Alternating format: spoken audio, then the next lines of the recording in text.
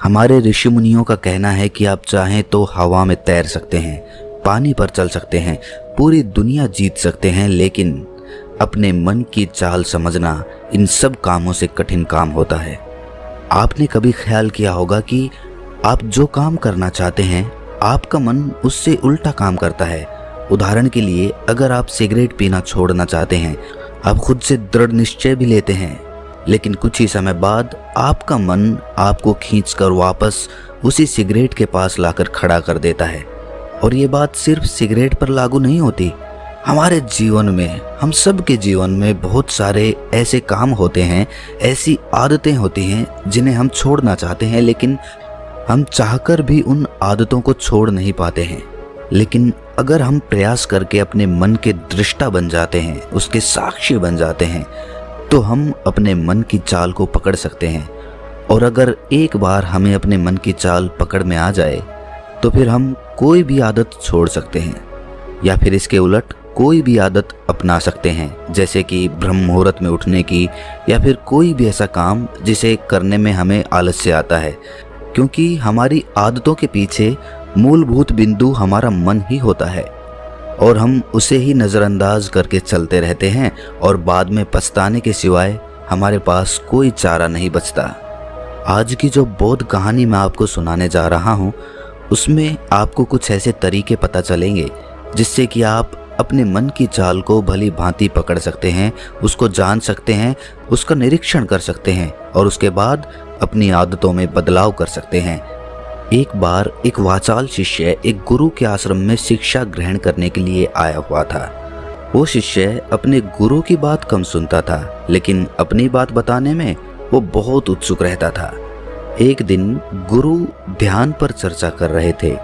ध्यान किस प्रकार किया जाता है और ध्यान का क्या महत्व होता है, इसी पर चर्चा चल रही थी। आश्रम के सभी शिष्य मौन होकर अपने गुरु की बातों को सुन रहे थे। गुरु उनको समझा रहे थे कि आप किसी भी प्रकार का ध्यान करते हो, लेकिन ध्यान की गहराइयों में जाने के लिए आपको अपने मन के अंदर प्रेम जागृत करना होगा। ध्यान करते समय आपको निरंतर अपने मन का निरीक्षण करना होगा कि आपके मन के अंदर किस प्रकार के विचार आते हैं। गुरु अपनी बात पूरी कर पाते इससे पहले ही वो वाचाल शिष्य बीच में ही बोल पड़ा। उसने कहा, गुरुजी, मैं बहुत दिनों से अपने मन का निरीक्षण कर रहा हूँ। मैं हर आने जाने वाले विचार को बड़ी गहराई से देखता हूँ, समझता हूँ, लेकिन उसके बावजूद मेरे मन की आदतों में कुछ बदलाव नहीं आ रहा है। मैं अक्सर सुबह देरी से उठता हूँ और रोज रात को मैं यही सोचकर सोता हूँ कि मैं सुबह जल्दी उठूँगा, जल्दी उठकर ध्यान करूँगा, अपने मन का निरीक्षण करूँगा, लेकिन मैं ये कर नहीं पाता हूँ। मैंने अपने साथी शिष्यों से भी इस बारे में चर्चा की, लेकिन उनके पास भी इसका कोई जवाब नहीं है। इस आश्रम में कोई एक दूसरे से बात ही नहीं करना चाहता, सब लोग चुपचाप रहते हैं, कोई चर्चा नहीं होती। ऐसे हम अपने मन को कैसे समझ पाएंगे, उसका निरीक्षण कैसे कर पाएंगे?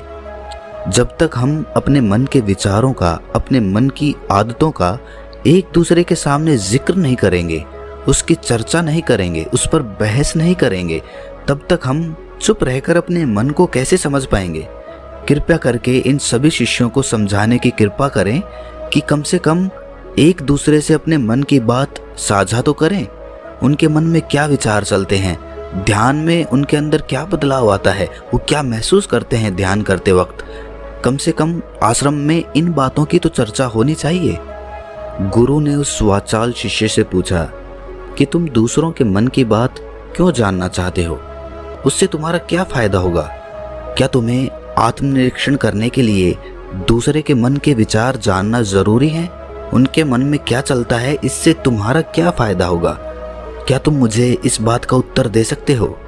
वाचाल शिष्य ने अपने गुरु से इस प्रकार के उत्तर की अपेक्षा नहीं की थी। उसने सोचा कि बात तो गुरुजी ठीक कह रहे हैं, इससे मेरा क्या फायदा होगा? अगर मैं दूसरे के मन की बात जान भी लूंगा या फिर दूसरों के सामने अपने मन की बात बता भी दूंगा, तो उससे मेरा क्या फायदा होगा? क्या मैं अपने मन को समझ पाऊंगा? वो वाचाल शिष्य अपने ही द्वारा किए गए प्रश्न में उलझ चुका था। उसके पास इसका कोई उत्तर नहीं था, लेकिन फिर भी उसने दूसरे शिष्यों के सामने अपनी बात को ऊंचा दिखाने के लिए गुरुजी से कहा, कि गुरुजी, अगर हमें ये पता चल जाएगा कि दूसरे के मन में क्या विचार चलते हैं और उन विचारों का वो ध्यान में जाकर किस प्रकार निरीक्षण करते हैं, तो इससे तो हमें भी ध्यान लगाने में आसानी रहेगी। हम भी अपने ध्यान में उसी प्रकार अपने विचारों का निरीक्षण कर पाएंगे, अपने मन को समझ पाएंगे। क्या आपको नहीं लगता कि गहरा ध्यान लगाने के लिए किन बातों का ध्यान रखा जाए, किस प्रकार अपने मन का निरीक्षण किया जाए, इस बात की चर्चा करने से दूसरे शिष्यों का भी भला हो सकता है। गुरुजी ने उससे पूछा कि मान लो कोई शिष्य गहरा ध्यान लगा पाता है और अगर वो तुम्हें अपनी मनोदशा बता भी दे कि किस प्रकार वो अपने मन का निरीक्षण करता है, अपने विचारों का निरीक्षण करता है, तो तुम्हें क्या लगता है कि ये जानकर तुम भी गहरे ध्यान में उतर पाओगे? अगर तुम ऐसा सोच रहे हो तो मैं तुम्हें एक बात बता दूं कि तुम अपने ही मन के बनाए हुए जाल में खुद फंस जाओगे। अगर तुम्हें कोई ऐसी प्रक्रिया पता चल गई कि गहरे ध्यान में किस प्रकार प्रवेश किया जाता है, तो तुम्हारा मन उसी प्रक्रिया का अनुसरण करने की कोशिश करेगा। तुम वर्तमान में उपस्थित होकर अपनी मनोदशा नहीं समझ पाओगे, बल्कि तुम्हारा मन तो उस प्रक्रिया के विचारों में उलझा रहेगा। तुमने अपने मन को एक काम दे दिया करने के लिए और तुम्हारा मन उसी काम को करता रहेगा। तुम भी उस काम में सम्मिलित हो जाओगे, तो तुम अपने मन का निरीक्षण किस प्रकार कर पाओगे? क्योंकि तुम तो खुद अपने मन के साथ सम्मिलित हो गए, तुम तो खुद अपने मन के साथ एक हो गए। गुरुजी ने बताया कि तुम अपने मन को तभी समझ सकते हो जब तुम अपने मन से अलग हटकर अपने मन को देख पाओ, अपने मन की चाल को दूर से खड़े होकर समझ पाओ। जिस भी विषय को या जिस भी चीज को तुम्हें समझना हो, तुम्हें उसे अलग होकर देखना होगा। अगर तुम उसके साथ एक हो गए तो तुम उसको कभी नहीं समझ पाओगे, तुम उसके साथ सम्मिलित हो जाओगे। जिस प्रकार तुम अपने विचारों को समझने की कोशिश करते हो, लेकिन विचारों को समझते समझते तुम अपने ही विचारों में खो जाते हो, कभी अनुभव किया है तुमने? शिष्य ने हाँ में सर हिलाते हुए कहा कि गुरुजी, जब भी मैं अपने विचारों का निरीक्षण करने लगता हूँ तो ऐसा ही होता है, मैं अपने ही विचारों में खो जाता हूँ। कुछ समय बाद मुझे ध्यान में आता है कि मैं अपने विचारों का निरीक्षण कर रहा था, तो उसके बाद मैं फिर से अपने विचारों का दृष्टा बन जाता हूँ, उनका साक्षी बनने की कोशिश करने लगता हूँ। लेकिन कुछ समय बाद मैं फिर से अपने विचारों के साथ एक हो जाता हूँ। गुरुजी ने सभी शिष्यों को समझाते हुए कहा कि जिस प्रकार एक गुस्से से भरा हुआ आदमी कभी भी अपने गुस्से का निरीक्षण नहीं कर पाता, क्योंकि वो खुद अपने गुस्से के साथ एक हो जाता है, वो अपने गुस्से को ही अपना अस्तित्व मान लेता है और इसीलिए वो ये कभी नहीं देख पाता कि ये गुस्सा उसके मन को किस प्रकार प्रभावित कर रहा है, किस प्रकार ये गुस्सा उसके मन को दुखी कर जाएगा। वो कभी नहीं देख पाएगा, क्योंकि उसके पास वो कला नहीं है कि वो अपने गुस्से को अपने से अलग करके देख पाए। इसी चीज के लिए सारे अभ्यास बने हुए हैं, ताकि तुम सिर्फ एक दृष्टा, एक साक्षी बनकर सभी चीजों को उसके परिपूर्ण, उसके असली स्वरूप में देख पाओ। और जब तुम सभी चीजों का, सभी विचारों का असली स्वरूप देख लेते हो, तब तुम्हें उसकी अनित्यता पता चलती है। तब तुम्हें पता चलता है कि ये सब आने जाने वाली चीजें हैं, लेकिन चेतना, कॉन्शियसनेस, वो हमेशा इंसान के साथ रहती है। वो दृष्टा, वो साक्षी जो उसको देख रहा है, वो हमेशा जीवित रहता है, वो कभी नहीं मरता, वो नित्य है। और वही चेतना होती है। चेतना किसी भी चीज से कभी भी बंधी हुई नहीं होती। चेतना तुम्हारा होश है। दूसरी चीजों को उनके स्वरूप में देख पाने की कला तुम्हें तुम्हारी चेतना से ही मिलती है। जितनी प्रगाढ़ तुम्हारी चेतना होगी, उतने ही अच्छे तरीके से तुम चीजों से अलग हटकर उनको देख पाने में सक्षम हो पाओगे। इसलिए अपनी चेतना को ऊपर उठाने का काम करो, ताकि तुम अपनी चेतना से किसी भी चीज का असली स्वरूप देखने में सक्षम हो पाओ। शिष्य ने पूछा कि गुरुदेव, आपकी बातें कुछ कुछ तो समझ में आ रही हैं, लेकिन एक बात समझ में नहीं आई कि अपनी चेतना को ऊपर उठाने के लिए, अपने आप को ज्यादा होश में रखने के लिए हमें क्या करना होगा। इस पर चर्चा करते हुए गुरु ने बताया कि तुम मौन होकर, चुप होकर सिर्फ अपने विचारों को, अपने मन की प्रक्रियाओं को, अपने अनुभवों को देखना शुरू करो। तुम्हारे अनुभव आते हैं, तुम्हारे अनुभव चले जाते हैं, वो अनित्य है। वो हमेशा हमारे साथ नहीं रहने वाले, लेकिन हमारा मन उन्हीं अनुभवों को पकड़ने की कोशिश करता रहता है। जब तुम्हें कोई अच्छा अनुभव होता है तो तुम्हारा मन चाहता है कि तुम्हें बार बार वही अनुभव हो, और उसी अनुभव को लेने के चक्कर में तुम्हारा मन तुम्हें फंसाता चला जाता है। तुम्हारी चेतना तुम्हारे मन के अधीन हो जाती है। वही होता है एक सिगरेट पीने वाले के साथ, वही होता है एक शराब पीने वाले के साथ, और वही होता है हर बुरी आदत अपनाने वाले के साथ कि उसकी चेतना उसके मन की गुलाम हो जाती है। अगर तुम अपनी चेतना को अपने मन से आज़ाद करना चाहते हो तो सबसे पहले मौन रहना सीखो, चुप रहना सीखो। तुम्हारे ज़्यादा बोलने की आदत, दूसरों से उनके अनुभव सुनने की आदत तुम्हारे मन को और ज़्यादा भर देगी। लेकिन अपनी चेतना को आज़ाद करने के लिए तुम्हें अपने मन को खाली करना सीखना होगा। जब तुम अपने मन को खाली करोगे तब तुम्हें अपनी चेतना का असली स्वरूप दिखाई देगा। तब तुम्हें पता चलेगा कि मौन रहकर, चुप रहकर अपनी चेतना को कैसे ऊपर उठाया जाए, कैसे हमेशा चैतन्य रहा जाए। चैतन्य रहना ही हमारा असली स्वरूप होता है, लेकिन हम उसे भूल चुके हैं अपने मन के अधीन होकर। इसीलिए अपनी चेतना को अपने मन से छुटकारा दिलाना होगा। इसके लिए तुम चुप रहकर अपने मन के विचारों को देखना शुरू करो, उसके अनुभवों को महसूस करना शुरू करो। जब तुम अपने मन के साक्षी हो जाते हो, अपने मन के दृष्टा हो जाते हो, उसे देखने वाले हो जाते हो, तब तुम्हें पता चलता है कि तुम्हारे मन में एक विचार जाता है तो दूसरा आ जाता है, दूसरा जाता है तो तीसरा आ जाता है। और इस प्रकार जिस तरह सड़क पर भीड़ चल रही होती है, लोगों का हुजूम चल रहा होता है, एक आदमी जाता है तो दूसरा आता है, दूसरा जाता है तो तीसरा आता है, उसी प्रकार हमारे मन की भूमि में अनेकों अनेक विचार आते और जाते रहते हैं। लेकिन धीरे धीरे हम उनसे जुड़ते नहीं हैं, उनके साथ बहने नहीं लग जाते, उनके साथ खो नहीं जाते, बल्कि उनको साक्षी होकर बस देखते रहते हैं।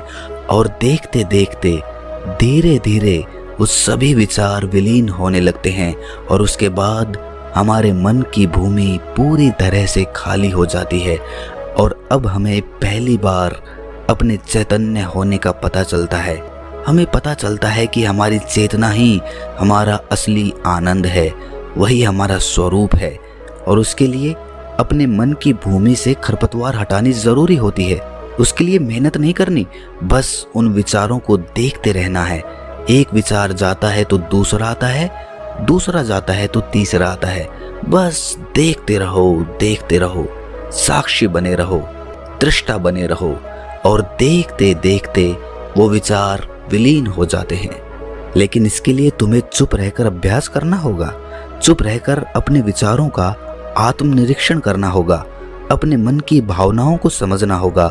कब तुम्हें गुस्सा आता है, कब तुम्हें खुशी होती है, उसे अलग खड़े होकर देखना होगा। जब भी हमें गुस्सा आता है या खुशी होती है या किसी से घृणा होती है तो हम तत्क्षण उत्तेजित हो जाते हैं, और उत्तेजना की वजह से ही हम उन भावनाओं को अलग होकर देख नहीं पाते हैं। लेकिन अगर हम उत्तेजित ना हों, शांत रहें, शिथिल रहें, तो हम अपने मन की भावनाओं को समझ सकते हैं, उनको जान सकते हैं। और जब हम अपने मन की भावनाओं को जानने लगते हैं तब हमें पता चलता है कि कोई भी भाव हमेशा नहीं रहता। एक भाव जाता है तो दूसरा चला आता है। खुशी हमेशा नहीं रहती, दुख हमेशा नहीं रहता, गुस्सा हमेशा नहीं आता, घृणा हमेशा नहीं होती। जब इन बातों को हम समझने लगते हैं तो ये सारे भाव हमारे अंदर से विलीन होने लगते हैं, और सिर्फ एक प्रेम, एक आनंद हमारे अंदर बच जाता है। उसे ही हम परमानंद कहते हैं, और वही हमारा असली स्वरूप होता है। इसीलिए अपने मन की चाल में तुम खुद मत फंस जाना। अपने मन की चाल को दूर खड़े होकर बस देखते रहना, और देखते देखते वो चाल, तुम्हारा मन पूरी तरह से विलीन हो जाएगा। और जब कोई मन नहीं बचेगा तभी हम हर चीज़ में अपना मन लगा सकते हैं, हर काम को पूरे ध्यान पूर्वक कर सकते हैं। असल में मन का विलीन होना ही ध्यान में प्रवेश होता है।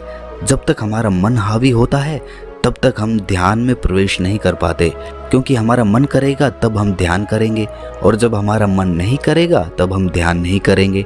और ऐसा हर काम में लागू होता है। लेकिन एक बार अगर हमारा मन विलीन हो जाता है तो हम हर काम में ध्यान लगा सकते हैं, और ध्यान ही हमारा असली स्वरूप बन जाता है, वही चेतना बन जाती है। इस ज्ञान भरी चर्चा को सुनकर सभी शिष्य प्रसन्न हो गए, लेकिन गुरु ने उन्हें चेतावनी देते हुए कहा कि तुम प्रसन्न हो रहे हो, ये भी तुम्हारे मन की एक भावना है। तुम्हें ये बातें सुनने में मज़ा आ रहा है, इसीलिए तुम प्रसन्न हो रहे हो, लेकिन ये बातें हमेशा कोई तुम्हें नहीं सुनाएगा, और इसी वजह से तुम्हारा मन हमेशा प्रसन्न नहीं रह पाएगा। अगर तुम्हें असली आनंद की खोज करनी है, ऐसी प्रसन्नता हासिल करनी है जो कभी विलीन ना हो, तो तुम शांत होकर, मौन होकर, भावना रहित होकर अपने विचारों और अपनी भावनाओं को देखना शुरू करो। उसके बाद तुम्हें खुद ही महसूस होगा कि चेतना जो होती है वो शाश्वत होती है, वो कभी नहीं मरती, और बाकी सभी चीज़ें अनित्य हैं, वो ख़त्म हो जाएंगी, वो मर जाएंगी, वो पीछे छूट जाएंगी। कोई भी चीज़ इस संसार में शाश्वत नहीं होती सिवाय हमारी चेतना के।